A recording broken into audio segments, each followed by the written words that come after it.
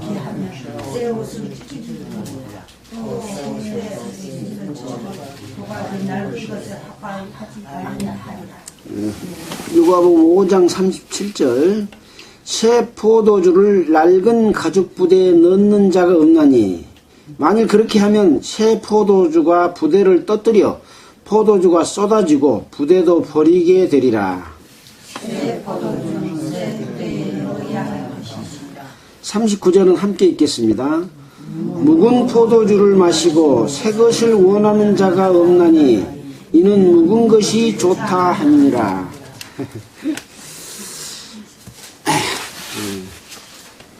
오늘이 12월 18일입니까? 18일입니다. 이제 금년 한 해도 이제 마지막을 향해서 치닫고 있습니다. 자, 오늘 우리는 누가복음 5장 17절부터 마지막 절까지의 내용을 읽고 살펴보도록 하겠습니다. 지난주에 앞에 읽어서 오늘 읽고 내용을 안 해서 오늘 뒤에 부분만 읽었습니다. 자,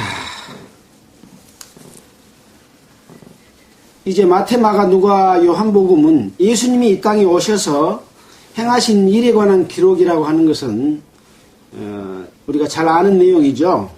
자, 지금 누가복음 1장부터 5장 16절까지 내용에서는 예수님이 탄생하시고 또 성장해서 30세가 될 때에 요한에게 세례를 받으시고 물 위에서 올라올 때 성령이 예수에게 임했습니다. 그래서 그 성령의 이끌림을 받아서 마귀에게 시험을 받고 그 시험을 이기시고 그때부터 예수님의 이 땅에 오신 목적에 관한 사역이 시작이 됐습니다. 그래서 갈릴리 주변 여러 지역에서 나사렛, 갈릴리 가나, 회당, 또 바닷가 또는 배 위 이런 곳에서 예수님께서 말씀을 가르치시고 또 기사와 능력을 행하셨습니다. 그런 이유는 무엇입니까? 결국은 천국 복음을 전파하기 위하셨습니다. 그리고 어떤 일을 행하셨느냐? 물로 포도주를 만들고 더러운 귀신을 쫓아내고 시몬 장로의 병을 꾸짖으시니까 병이 떠나가고 또 각색 병든 자 여러 사람들에게서 귀신을 쫓아냈다. 이렇게 기록을 했고 또 우리가 지난주에 마지막에 봤던 내용 속에서는 온몸에 문둥병이 들린 사람의 그 문둥병을 깨끗게 하시는 그런 내용을 우리는 5장 16절까지 내용 가운데서 살펴봤습니다. 우리가 신문 기사를 쓸 때에 6가지 조건이 있습니다. 육하원칙이라 그럽니다. 언제, 어디서, 누구와 무엇을, 어떻게, 왜 하는 내용이 그 속에 다 들어있어야 되는 것이죠. 그래서 이 누가복음의 기록 속에서도 언제 예수님이 이 땅에 오셨을 때 또 그때의 시기를 성경에서는 말하고 있죠. 누가 예수님이 어디서 갈릴리 여러 지역의 회당 또는 바닷가 또는 배 위 이런 여러 지역에서 무엇을 하나님의 말씀을 가르치시고 능력 행하심을 어떻게 여러 병과 귀신을 쫓아내는 이러한 내용을 통해서 왜 했습니까? 결국은 천국 복음을 전파하고 그 전파로 말미암아서 하나님을 믿고 예수 그리스도를 믿고 은혜를 얻을 수 있는 그러한 목적을 위해서 하셨다는 내용이 자세하게 기록이 되어 있죠. 그래서 이러한 내용들은 계속해서 이어집니다. 자, 오늘은 읽었던 말씀 가운데서 살펴보도록 하겠습니다. 그래서 항상 예수님께서 행하시면 그 행하심이 나타날 때마다 사람들은 두려워했고, 사람들은 그 두려워하면서도 그런 능력을 보면서도 예수님이 하나님의 아들이고 우리의 구원자시라고 하는 것을 몰랐지만, 귀신은 귀신같이 알아보고 나는 당신이 누군지 압니다, 하나님의 거룩한 자입니다 하고 외쳤던 그런 상황을 우리는 볼 수가 있었죠. 그래서 어떤 사람들이 지나가면 그 뒤에 남는 흔적들이 있는 거죠. 강도나 도둑이 지나가면 뭐에 남습니까? 그 흔적이 물건을 잃어버려, 또 두드러 맞아 피해를 입는 것이 남죠. 자, 우리나라는 수많은 전쟁을 치렀던 나라입니다. 전쟁을 치르면 침략자가 우리나라를 침략하면 무엇이 남습니까? 핍박과 또 강탈과 또 분여자들을 욕보이고 권력을 차지해서 우리 백성들을 괴롭히고, 전부 그 모든 이익은 그 침략자가 다 가지고 가서 그 나라의 종이 되어버리는, 특히 일본이 우리나라를 침략해서 36년 동안 그 압제를 가했던 그런 결과물이 남지 않습니까?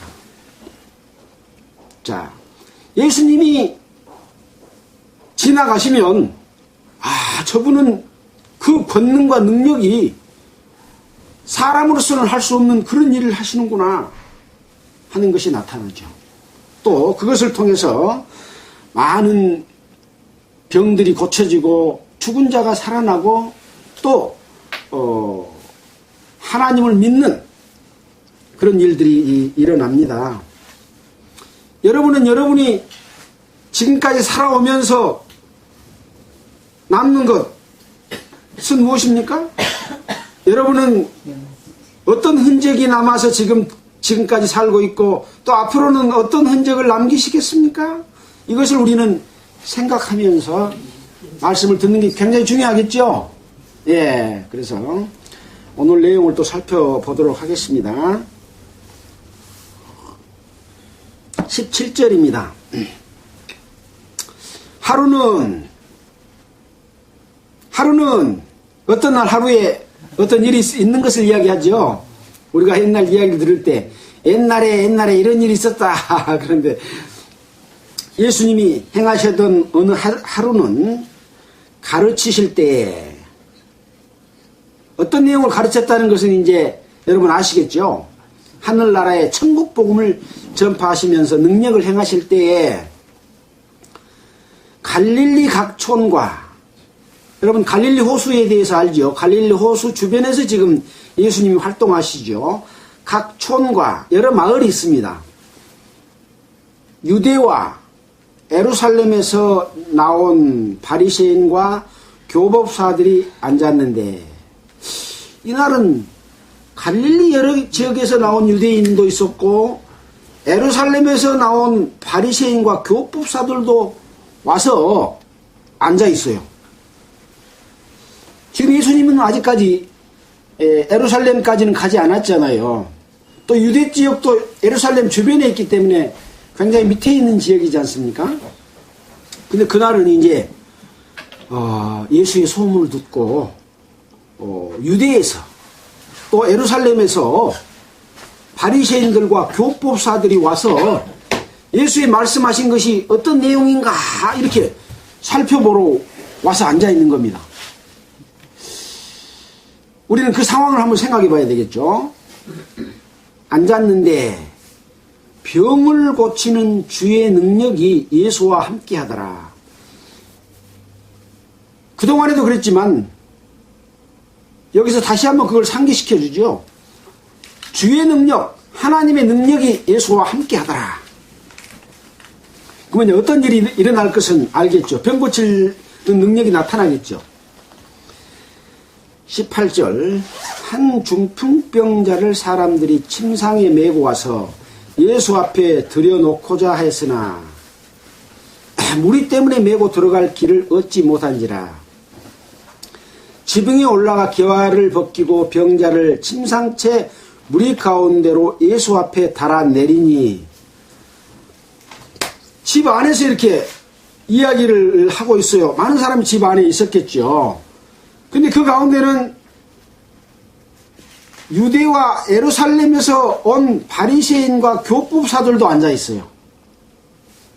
그리고 그 안에서는 지금 말씀이 전해지고 있어요. 또 병 고치는 일들이 진행되고 있어요. 근데 갑자기 지붕이 탁 떨어지더니 침상에 한 사람을 지붕 위에서 밑으로 달아내려서 예수 앞에 이렇게 딱 나타나게 하는 거예요. 여러분 그런 장면을 지금 보는 것처럼 생각하시면 더 실감이 나겠죠. 이라고 앉아있는데 특히나 이제 교법사들, 유대에서 온 사람들, 예루살렘에서 온 서기관들도 앉아있는데 갑자기 탁 나타나는 거예요. 기와를 벗기고 병자를 침상채 무리 가운데로 예수 앞에 달아내리니. 예수께서 저희 믿음을 보시고 이르시되 이 사람아 네 죄사함을 받았느니라 하시니. 중풍병자를 달아내렸는데 이 중풍병자에게 그들의 믿음을 보시고 달아내린 사람 또 그 함께 침상에 누워있는 사람, 침상에 누워있는 사람이 나 거기 안 가 그러면 달아내리겠어요? 침상에 누워있는 사람도 자기 병을 낫기 위해서 예수님께 가기를 바랬기 때문에 이 달아내린 사람과 이 중풍병자는 한 마음이었겠죠. 예수님께서 그들의 믿음을 보시고 이르시되 이 사람아 이 중풍병자 한 중풍병자야 네 죄사함을 받았느니라 하시니. 서기관과 바리새인들이 의논하여 가로되 이 사람이 한 말을 예수가 한 말을 하는 자가 누구뇨? 이 참남한 말을 하는 자가 누구뇨? 오직 하나님 외에 누가 능히 죄를 사하겠느냐. 유대에서 온 교법사들이나 바리새인들은 죄를 사할 수 있는 일을 하실 분은 누구만 한다고요? 하나님 외에 누가 능히 죄를 사하겠느냐. 하나님 외에는 사람의 죄를 사할 수가 없다는 거 알고 있었어요. 자, 그러면 그 죄를 사한다는 말을 했을 때 나타난 능력을 보면 이것은 하나님이 하시는구나 이렇게 알면 되겠죠. 네, 봅시다. 예수께서 그의 의논을 아시고 대답하여 가라사대 너희 마음에 무슨 의논을 하느냐. 내 죄사함을 받았느니라 하는 말과 일어나 걸어가라 하는 말이 어느 것이 쉽겠느냐. 자, 이 중풍병자가 저 병자에게 일어나 걸어가라 하는 말하고 네 죄사함을 받았느니라 하는 말하고 어느 것이 쉽겠느냐 그라고 물어보는 거예요. 어느 것이 쉽겠습니까? 일어나 걸어가라 하는 말도 어렵고 죄사함을 받았느니라 하는 말은 더 어려워. 두 가지 다 사람으로서는 할 수 없는 일이죠. 일어나 걸어가라 그런데 일어나 걸어갈 수 있게 하는 사람이 세상에는 아무도 없어요. 오직 하나님만이 하실 수 있는 거죠. 그러나 이제 물어봅니다. 어느 것이 쉽겠느냐. 이제 예수님은 일어나 걸어가라 하는 말이 쉽다. 그동안에 많은 병자들을 고쳤고 귀신을 쫓아내서 그런 소문이 다 지금 퍼졌기 때문에 유대에서 온 사람 바리새인 또 예루살렘에서 온 바리새인과 교법사들이 함께 있잖아요. 소문을 듣고 왔기 때문에. 그동안에 있었던 일, 일어나 걸어가라. 또 시몬의 장모의 열병에게 꾸짖으니까 병이 떠나갔잖아요. 귀신을 명하여 나가라고 하니까 나갔잖아요. 그런 말은 너희들도 들어서 그 말이 더 쉽지 않겠냐? 그러나 내가 이번에는 너희들한테 뭔가 알려줄 게 있다. 그래서 이렇게 말했다. 그런 이야기입니다. 24절입니다. 그러나 인자가 예수님이 내가 땅에서 죄를 사하는 권세가 있는 줄을 너희로 알게 하리라 하시고 중풍병자에게 말씀하시되 내가 너에게 이르노니 일어나 내 침상을 가지고 집으로 가라 하심에 그 사람이 저희 앞에서 곧 일어나 그 누웠던 것을 가지고 하나님께 영광을 돌리며 자기 집으로 돌아가니.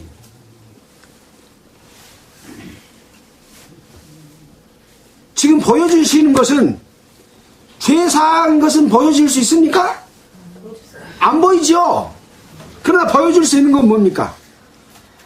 하나님이 행하시는 능력을 봐라. 이것을 보고 내가 죄 사는 권세가 있다는 것을 너희로 알게 하기 위해서 나는 이렇게 말했다. 그러면 와 하고 그렇습니다 하고 받아들여야 정상이죠. 근데 안 받아들인 거예요. 자, 지금 우리는 예수님이 행하실 때마다 누가 자꾸 시비를 겁니까? 마귀가 형체가 있어요 없어요? 없어. 그러니까 누구 속에서? 사람 속에서. 그래서 예수님이 말씀하실 때 또 복음이 전파될 때 그것을 거역하는 그러한 일들을 합니다. 마귀가. 사람 속에서. 나무 속에서 하는 일도 있지만 내 속에서도 해요. 마귀가. 내 속에 어떤 마음을 집어여가지고 예수님을 못 믿게 하고 예수님의 능력을 부인하게 하고 죄사함을 해줬는데도 그것을 못 믿게 하느냐 하는 거죠. 우리 인간을 통해서 욕심을 통해서 내 생각과 내 주관을 통해서 마귀가 자꾸 집어여준 세상 것들을 통해서 예수를 믿지 못하도록 하는 겁니다. 지금 여기 유대에서와 예루살렘에서 온 바리새인과 교법사들은 지금 이미 유대교는 누구에게 속해 있습니까? 마귀의 권세가 유대교 속에 지금 완전히 장악을 하고 유대교가 마귀의 하수인이 되어버렸습니다. 이름은 누구 이름을 걸어놨습니까? 여호와 하나님의 이름을 걸어놨지만 그 속에는 마귀가 일을 하고 있는데 그 마귀가 이제 예수님의 행하시는 그 일을 뭐가 잘못한가 보자 하고 헐뜯으려고 지금 시비거리를 잡으려고 와서 지금 들어보는 거예요. 배우러 온 게 아니에요. 그래서 이런 걸 볼 때마다 하나님의 역사와 마귀의 역사가 무엇인지를 알면 우리는 하나님의 역사를 따를 수 있겠죠. 그러면 하나님의 자녀로 태어나고 또 하나님의 자녀로 태어난 사람이 어떻게 바르게 살 수 있는가? 태어나면 이제 마귀는 더 시험을 많이 하잖아요. 그래서 자꾸 우리를 다른 데로 끌고 가려고 하고 예수님 안에, 예수님께서 주시는 은혜 안에 거하지 못하도록 자꾸 우리를 빼냅니다. 전도하지 못하도록 여러 가지 핑계거리를 줍니다. 그래서 우리는 어떻게 하면 마귀를 이길 수 있는가? 이런 내용들을 통해서 우리는 살펴보는 것이죠.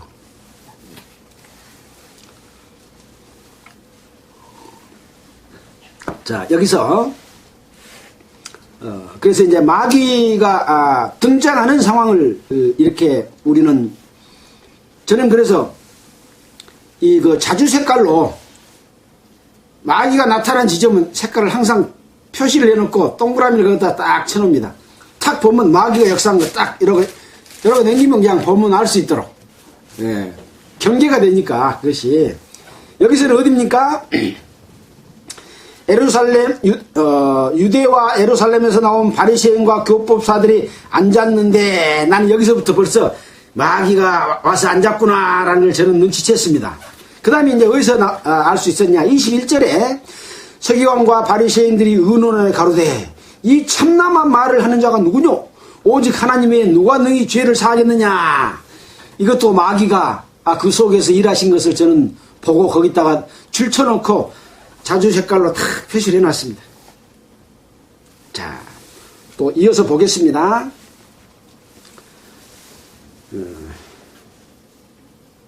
25절에 그 사람이 저희 앞에서, 여기 저희 앞에는 누구 앞입니까?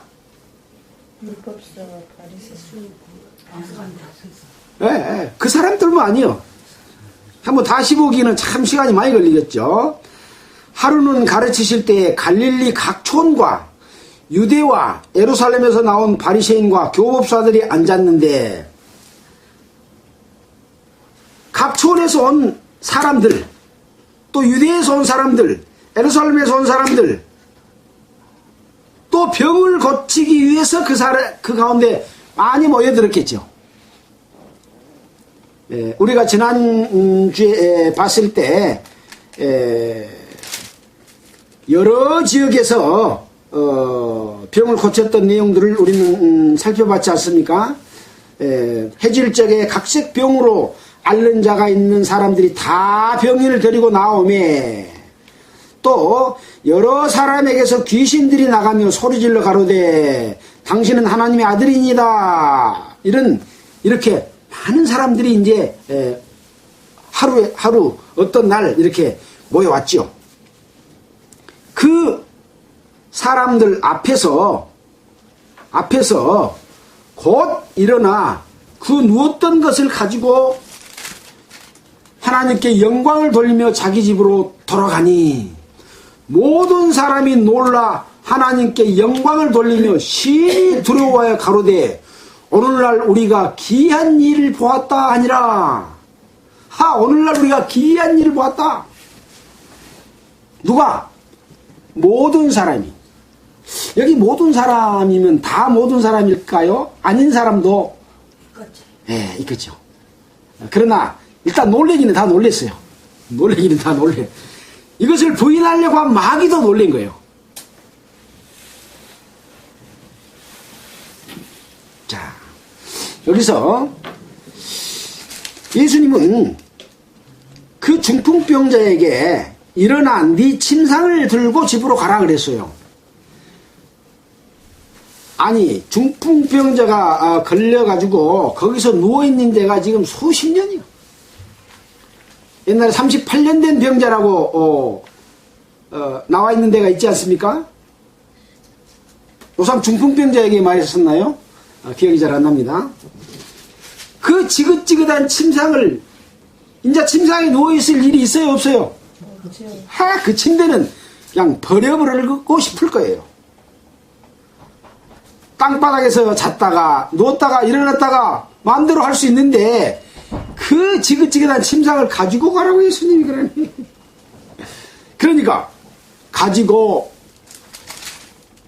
그 누웠던 것을 가지고 하나님께 영광을 돌리며 자기 집으로 돌아가니 그랬습니다. 그래서 이 누웠던 침상을 가지고 간다 하는 말은 예수님이 제자들에게 자기 십자가를 지고 나를 쫓지 않는 자는 내게 합당치 않는 자다 했던 것처럼 그동안에 자기가 의지했던 그런 모든 것들을 다 짊어지고 들고 가는 이런 상황도 우리는 생각해 볼 수 있겠습니다. 거기 지저분하니까 청소하라고 들고 가라고 하지는 않았겠죠. 자, 그래서 모든 사람, 첫째는 누가 하나님께 영광을 돌렸습니까? 중풍병자가 하나님께 영광을 돌렸습니다. 또 그 다음에는 모든 사람이 놀랍고 하나님께 영광을 돌렸습니다. 또 심히 두려워했습니다. 또 그리고 오늘날 우리가 기이한 일을 보았다 그랬습니다. 여러분은 이러한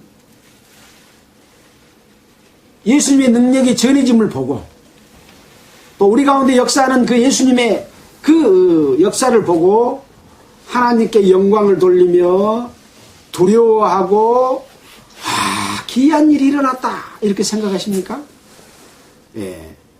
우리에게 기이한 일은 항상 존재합니다. 어떤 기이한 일이 지금 일어나고 있습니까? 예, 죄를 사하는 기이한 일. 아침에 눈을 뜨니까 요새 해가 몇 시 뜹니까? 7시경이나 뜹니까? 해가 탁 떠오른 것이 이게 기이한 일입니까? 아닙니까? 기이한 일이에요. 근데 기이한지를 몰라? 하나님의 능력이 나타났는데 기이한지를 몰라. 예. 내가 숨을 쉬는 것은 산소를 마셔서 온몸에 생명을 유지하게 하는 그 산소를 마시고 있는데 여러분 그거 기이한 줄 아십니까? 여러분이 산소 만들었고 여러분이 온몸에 각종 그 오장육부를 만들어서 여러분 스스로가 살고 있습니까? 온통 기이한데 기이한 것을 모르는 거요. 모르면 어째요? 하나님께 영광을 돌릴 수 있어요? 없어요? 없어요. 한 가지 한 가지가 지금 저 볼펜으로 이렇게 글 쓰고 계시는데 저거 기이한 거예요? 기이한 거 아니에요? 기이한 거예요. 이 사람의 손만큼 이렇게 정교하게 자유자재로 움직이는 게 없답니다. 사람이 만든 로봇가 이렇게 마음대로 움직일 수가 있어요? 못 움직여요. 딱딱딱 이러고 뭐 그런 것밖에 못해요. 네. 우리는 기이한 속에 살고 있으면서 또 우주 만물과 자연의 섭리를 통해서 우리는 그 하나님의 능력 앞에 놀라고 심히 두려워하는 그런 일들을 우리가 실감해야 되는 게 정상입니다. 정상인데 왜 정상이지 못하고 두려워하지 못합니까? 또 놀라지 못하고 신비스럽게 생각하지 못합니까? 예. 우리는 세상적인 어떤 아침에 일어나서 잠자리에 들 때까지 주어진 세상의 삶 속에서 너무 바쁘고 그런 걸 생각할 겨를이 없는 거예요. 너무 바쁘게 살다 보니까 나를 낳아주신 부모님의 생일도 잊어버려? 부모님께 감사하는 마음도 없어? 예. 그러면 되겠어요? 안 되겠어요? 안 되는 거예요. 그래서 그것 보고 불효라 그래. 다섯째 계명이 부모에게 효도하라 그랬어요. 하나님의 율법 속에 들어있어요. 그럼 왜 그래요? 하나님 마음, 너희들이 우주 만물을 창조하고 너희를 창조한 나를 공경해라 그 말이에요. 예, 첫째 계명. 예, 그래서 우리는 기이한 속에 살고 있지만 하나님께 영광을 돌리지 못한 내 자신이 아닌가 항상 생각해야 되겠죠. 또 그 능력에 힘입어서 내 속에서 하나님의 능력이 역사함으로 말미암아 담대하게 사는 삶, 그것을 살도록 하기 위해서 지금 예수님이 그런 능력을 보여주고 있는 거죠. 예. 그 방법이 싹 나와 있습니다. 방금 말했잖아요. 네 죄사함을 받았느니라 라고 말한 속에서 딱 답이 나와 있는 거예요. 그런데 능력으로는 일어나 걸어가라라고 하는 능력으로 보여주신 거죠. 죄사한 것은 안 보이니까. 예.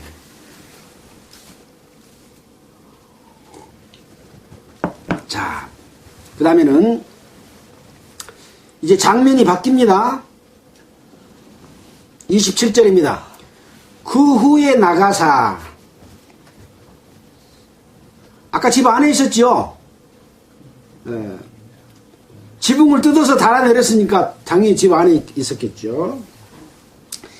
네이라 하는 세리가 세관에 앉은 것을 보시고 나를 조추라 하시니, 여기 있는 네이는 마태복음에 보면 마태라고 하는 동일한 사람입니다.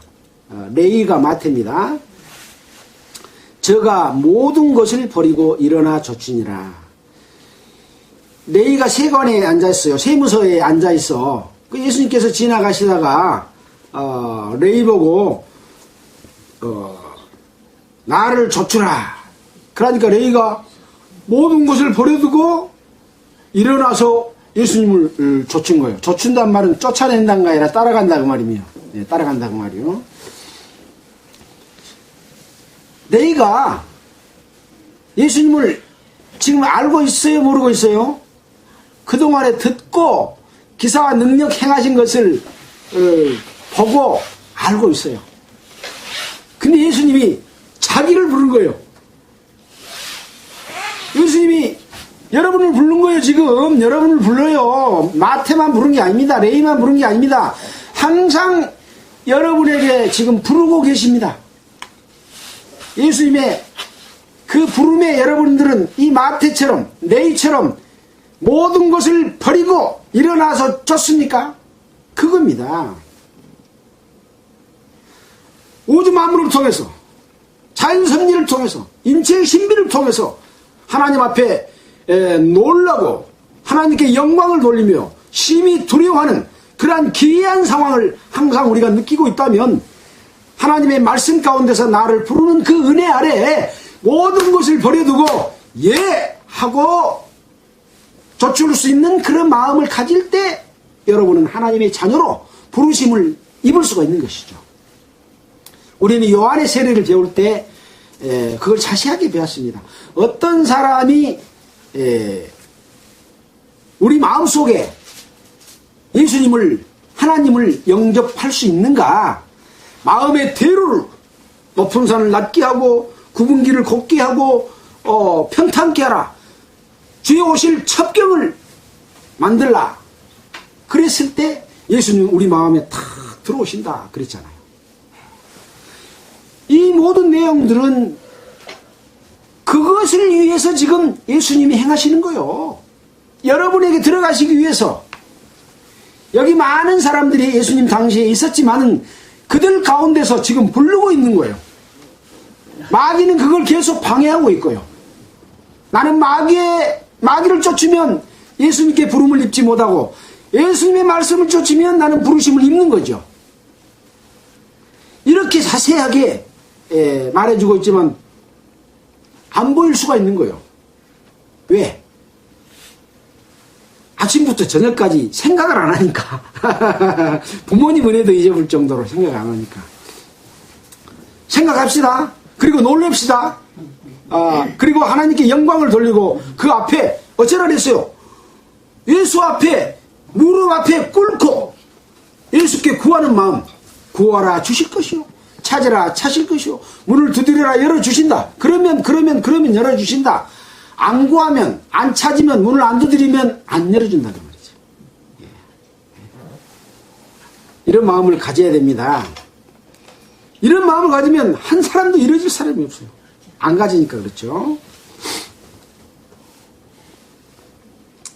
이 레위는 모든 것을 버리고 쫓으니라. 시몬도 그물을 버려두고 또 모든 것을 배를 바깥에 대고 모든 것을 버려두고 예수님 쫓았잖아요. 또 안드레, 그 다음에 야고보, 요한도 이 모든 것을 버려두고 예수님을 쫓았습니다. 자, 오늘은 지금 이제 마태를 불렀죠. 자, 쫓으니라. 마태가 예수를 위하여 자기 집에 큰 잔치를 하니, 이 마태는 세관에 근무하는 세무서 직원이에요. 세무서 직원들은 그동안에 노무 것을 많이 고지서보다 더 많은 돈을 받아들여 가지고 국가일은 조금 바치고 자기가 자기 재산을 불리는 그런 사람이요. 그래서 허가난 도둑놈이라고 그때 당시 이 세리들에게 그렇게 이야기를 했습니다. 그러니까 큰 잔치를 베풀 만큼 마태가 부자요. 그래서 예수님을 집에 모시고 큰 잔치를 하니 세리와 다른 사람이 많이 함께 앉았는지라. 바리새인과 서기관들은 그 제자들을 비방하여 가로되 너희가 어찌하여 세리와 죄인들과 함께 먹고 마시느냐. 여기 또 누가 나타났어요? 이럴 때는 얼른 마귀가 나타났다 그래야 된다게요. 바리새인과 서기관들이 그 제자들을 비방하여 가로되, 지금 제자들은 모든 것을 버려두고 예수를 쫓은 사람이잖아요. 여기서 제자들이라고 했는데 여기는 마태만 언급되어 있기 때문에 누가 있다고 봐야 되겠습니까? 시몬과 안드레와 야고보와 요한, 그 다음에 마태거든요. 이 제자들을 어쨌어요? 비방하여 가로되, 너희가 어찌하여 이 죄인인 세리와 죄인과 함께 먹고 마시냐? 유대인들은 죄인들과 함께 먹고 마시질 않았고 이방인들과 함께 먹고 마시지를 않는 것이 유대인들의 율법이고, 또한 자기들이 관습적으로 그렇게 살았습니다. 자기들은 거룩한데 자들은 죄인이니까 죄인들하고 함께 있으면 하나님께 영광이 되지 못하고 예배가 되지 못한다 이거예요. 지금 예수님이 잘못한 거예요. 이 세리와 바리새인과 서기관들이 잘못한 거예요. 지금 그걸 구분 못하면 말도 안 되죠. 네, 말도 안 되죠. 자, 이렇게 말하니까 31절에 예수께서 대답하여 가라사대, 건강한 자에게는 의원이 쓸데없고 병든 자라게야 쓸데있나니 내가 의인을 부르러 온 것이 아니요 죄인을 불러 회개시키러 왔노라. 그 유명한 말씀을 여기서 했습니다. 건강한 자에게는 의원이 쓸데없고, 우리 신자매님이 지금 몸이 지금 안 좋아요. 이러면 몸이 안 좋으면 의원이 필요한 거예요. 근데 하나도 안 아픈 사람은 병원에 갈 일이 있어요, 없어요? 의원이 필요 없는 거예요. 병원 가야 됩니다. 가봐야 됩니다. 의원한테 가서 치료를 받아야 되니까. 여기 지금 무슨 말을 하고 있는 거예요? 내가 의인을 부르러 온 것이 아니라 죄인을 불러 회개시키러 왔다. 여기서 지금 일반적으로 의인이라고 생각하는 사람 누구고 죄인이라고 생각하는 사람 누굽니까? 죄인이라고 생각하는 사람은 마태고, 또 마태와 함께 세리와 다른 사람이 많이 모여 있는 거예요. 세리들도 많이 왔어요. 마태가 세관에 높은 사람이니까 그 잔치를 베푸니까 세리들도 많이 온 거예요. 이 사람들은 지금 죄인으로 생각하는 거예요. 누가? 서기관과 바리새인들이. 그리고 서기관과 바리새인들은 우리는 하나님의 말씀을 날마다 상고하고 읽고 제사드리고 예배하고 우리는 거룩하다 그러고 자기들은 거룩한 척하는 거예요. 그러니까 예수님이 너희들은 필요 없고 나는 이 죄인들이 필요하다 그렇게 말씀하신 거예요. 화가 나겠어요, 안 나겠어요? 화가 나겠죠. 마귀는 이렇게 자기 자신이 하나님의 이름을 부르고 또 하나님을 섬긴다고 하고 그것을 가지고 자기 유익을 삼고 일반 죄인들이라고 하는 백성들에게 복음을 전하고 하나님의 뜻대로 살라고 말하고 가르치고 하면서 뜯어먹고 살고 있잖아요. 하나님은 이것이 마귀의 행사다라고 하는 거예요.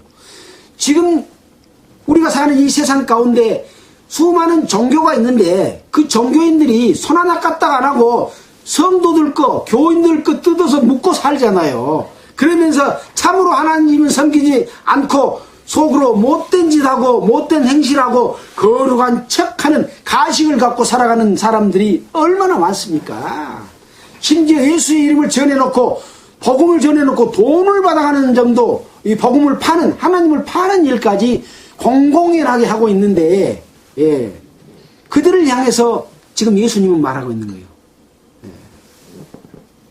그들이 바로 대제사장과 바리새인과 서기관과 장로들이었습니다. 지금 그들이 세리들 너희들은 죄인이다 이렇게 생각하고 있는 거예요. 그래서 나는 너희들을 스스로 의롭다 하는 너희들은 필요 없고 스스로 나는 죄인입니다.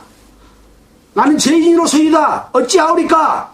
어떻게 해야 되겠습니까? 하고 예수님께 나아온 자, 무릎을 꿇고 구하는 자는 내가 필요하다 그 말입니다. 우리가 지난번에 배웠지 않습니까? 그래서 죄인을 불러서 어쩌라고요? 회개. 회개는 뭡니까? 이렇게 가던 것을 완전히 돌이켜서 반대로 가는 겁니다. 돌이키는 걸 회개라고 합니다. 돌이켜서 고친다 이 말이에요. 돌이킬 회자, 고칠 개자, 돌이켜서 완전히 고치는 거예요.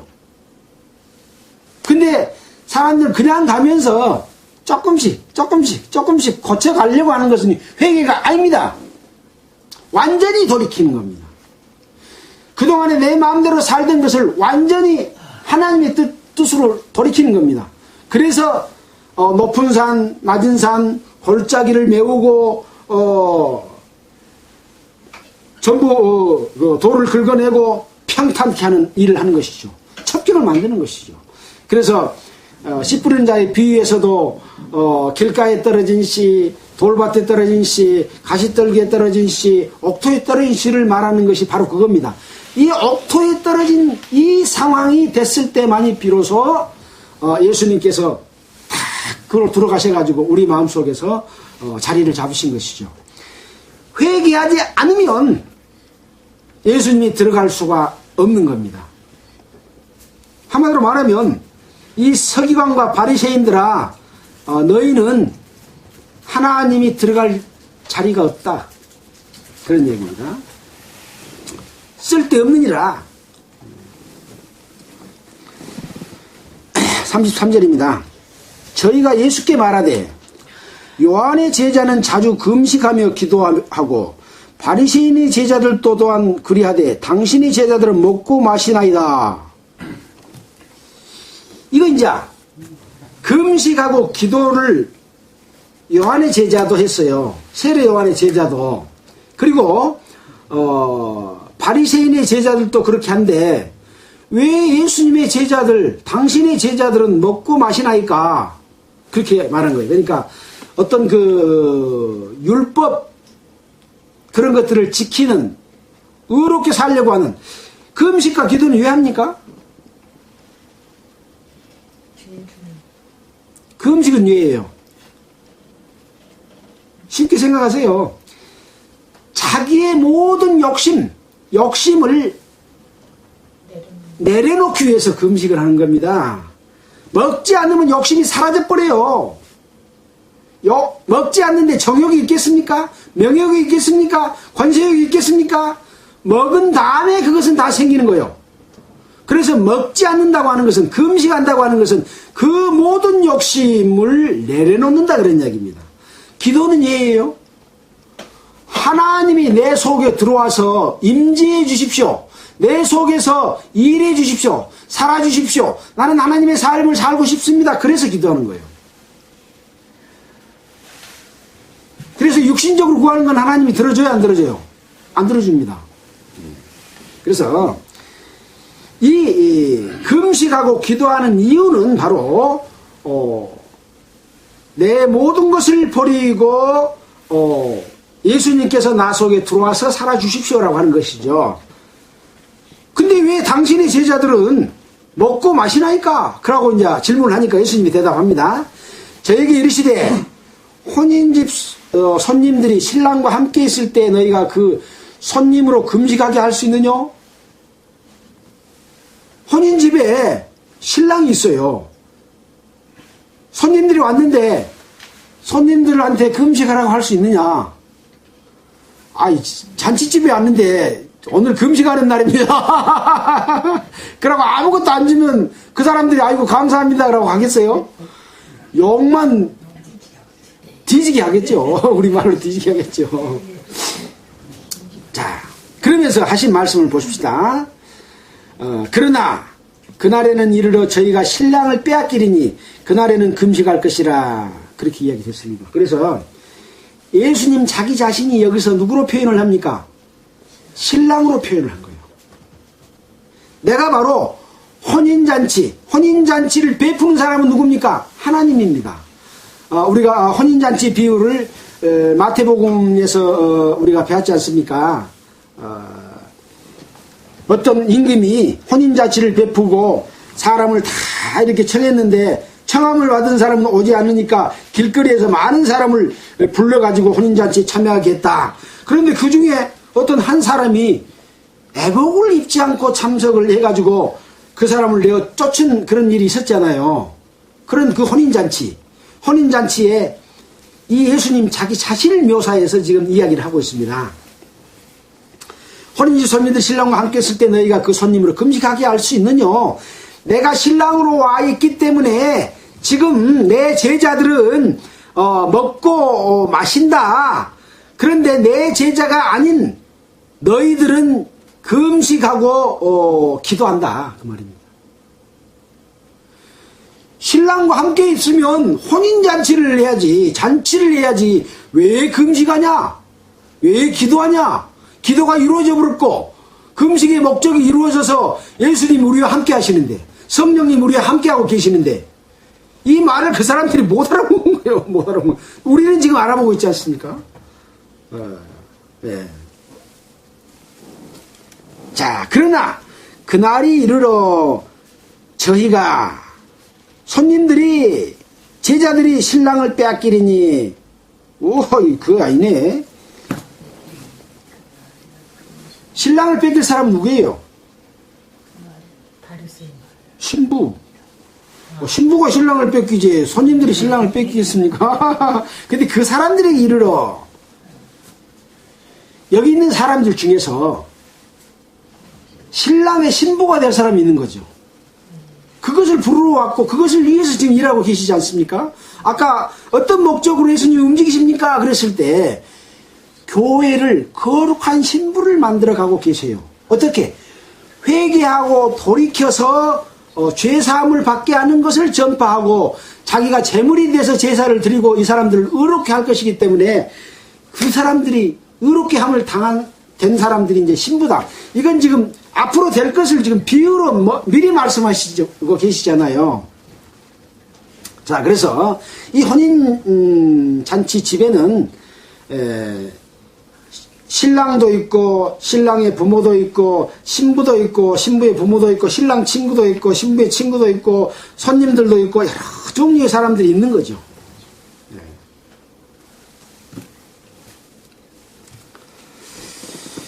자, 그래서 일단 이 혼인잔치에 관한 부분에 대해서는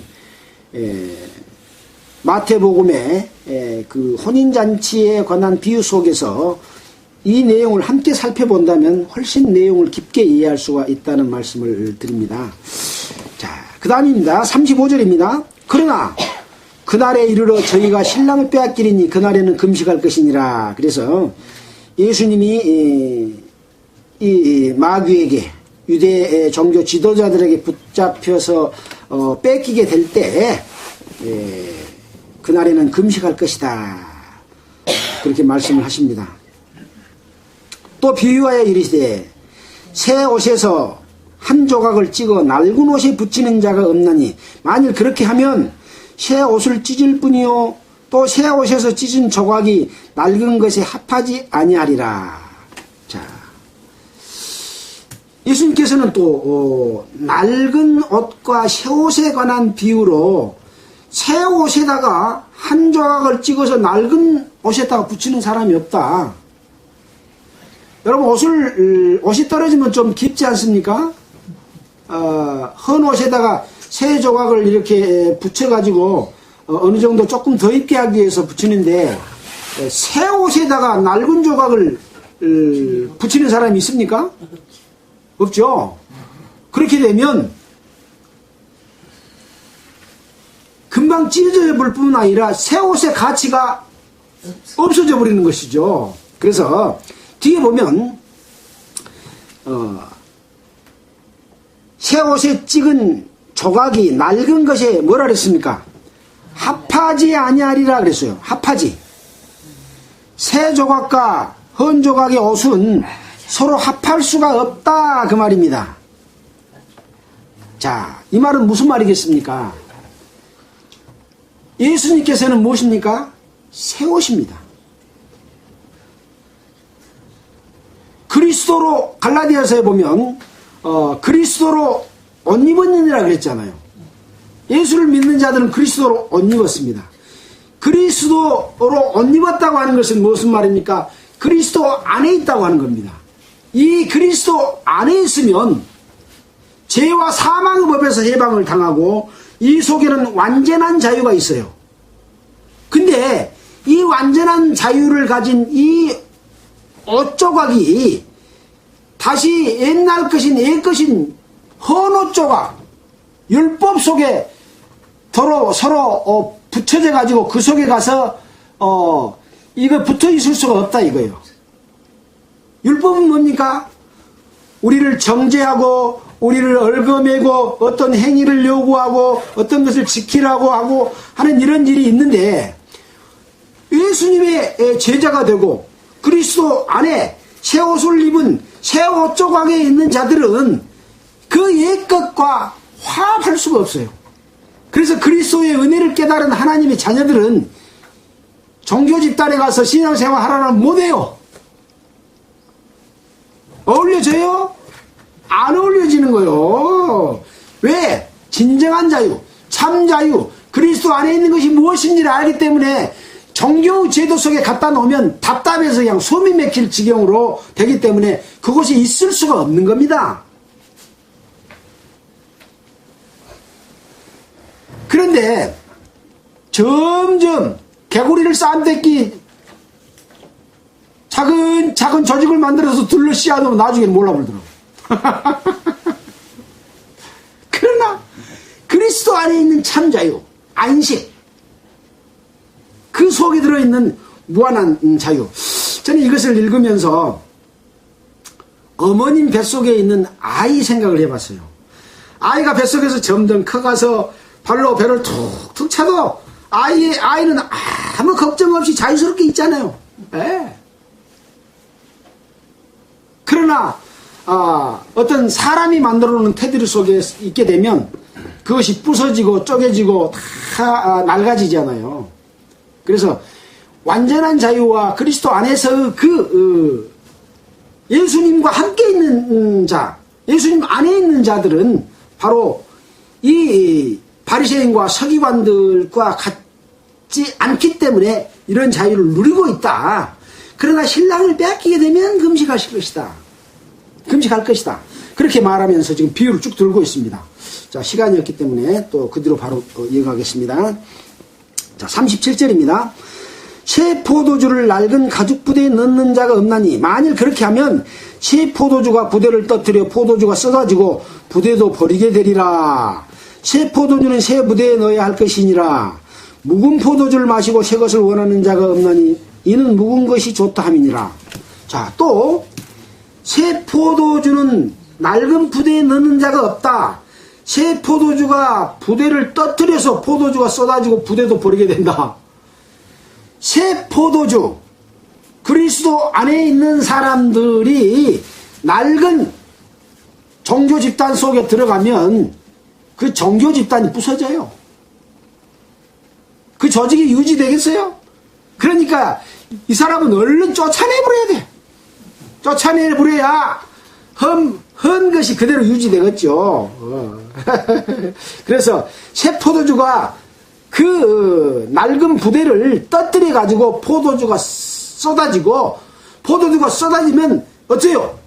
포도주가 널리 퍼지겠죠. 복음이 널리 퍼져서 거룩한 구원받는 백성들이 늘어나겠죠. 그러나 낡은 포도주 이것은 쇠해진다. 율법은 쇠하게 될 것이고 그리스도 안에 있는 주님께서 주시는 의는 하나님께 영광을 돌리게 되는 것이죠.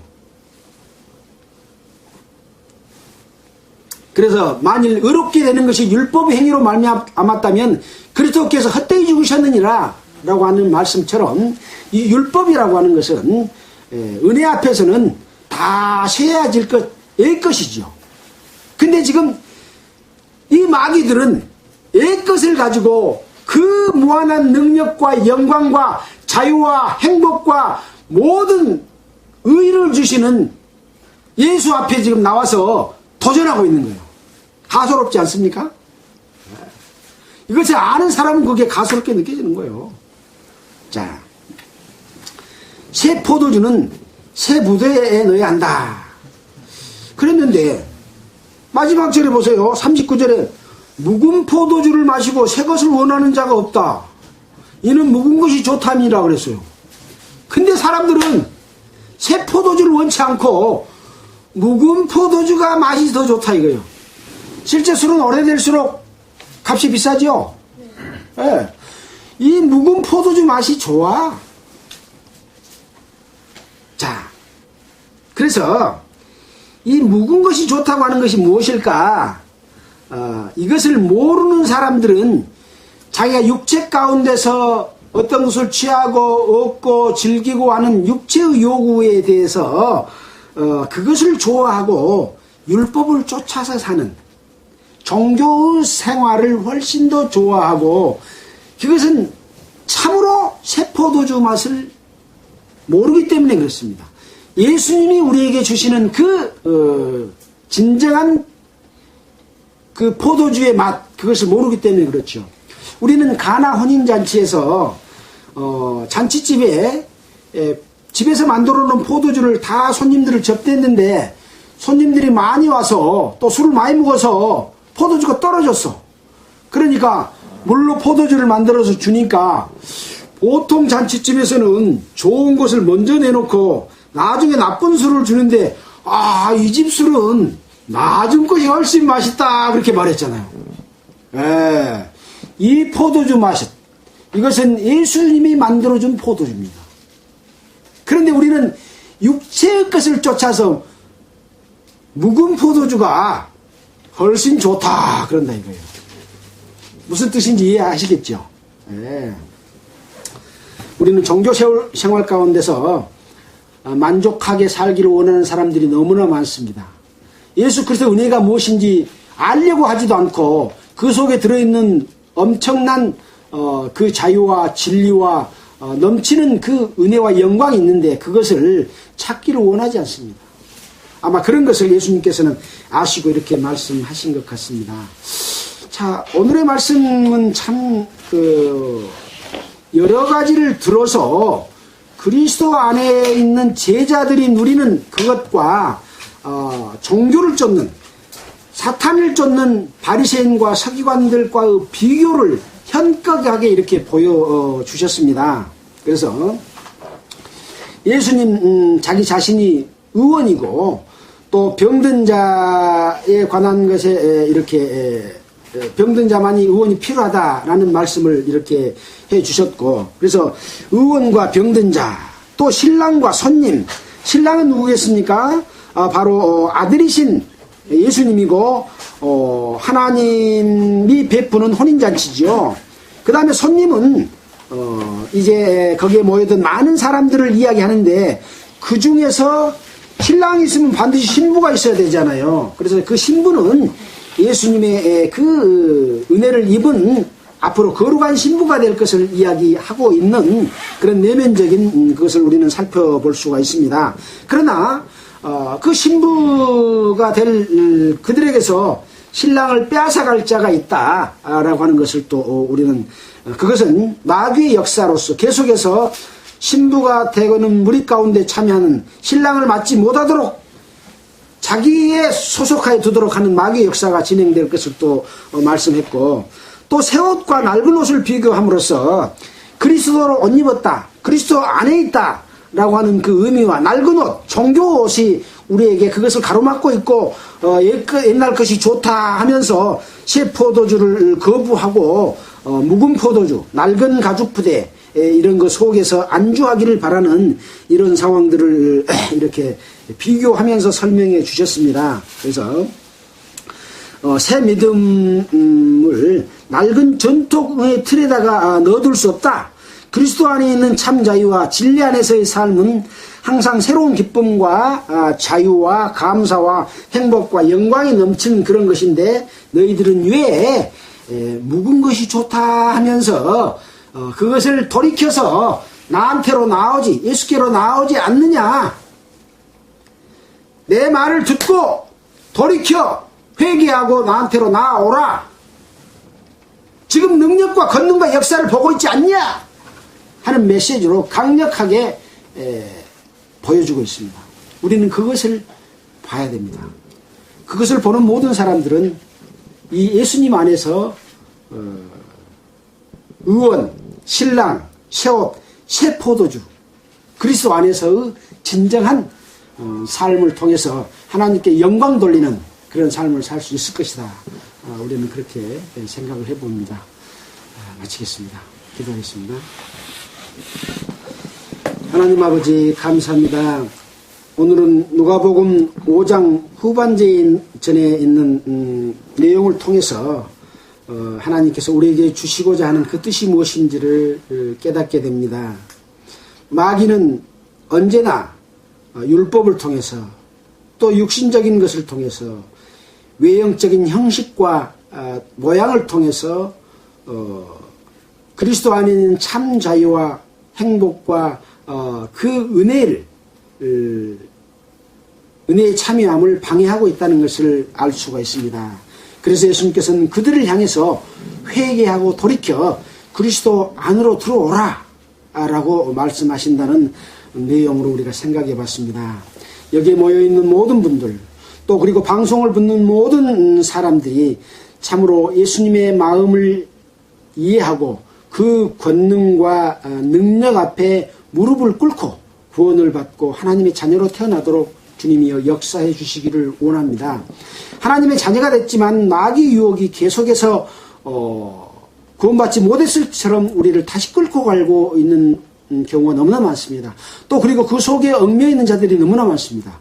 주님이여 그리스도 안에서의 진정한 주님께 영광 돌리는 삶이 무엇이고 무엇이 그러한 삶인가에 대해서 또 깨우쳐 주시기를 간절히 바라고 원하며 그리스도께서 우리에게 주시는 새 계명인 서로 사랑하고 그리스도 안에서 하나 되라고 하는 역사가 이루어지기를 간절히 바라고 원하면서 우리를 구원하여 주신 예수 그리스도의 이름으로 기도했습니다. 아멘. 찬송가는 276장 할까요?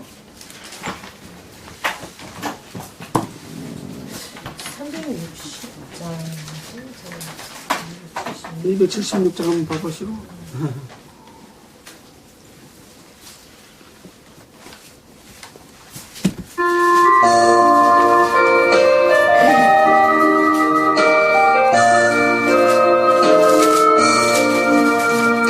나는 며칠 이동들 그렇게 빛나니 우리 둘 또 등대되어 주의 사랑 비춰서 우리 작은 불을 켜서 험한 바다 비추세 우리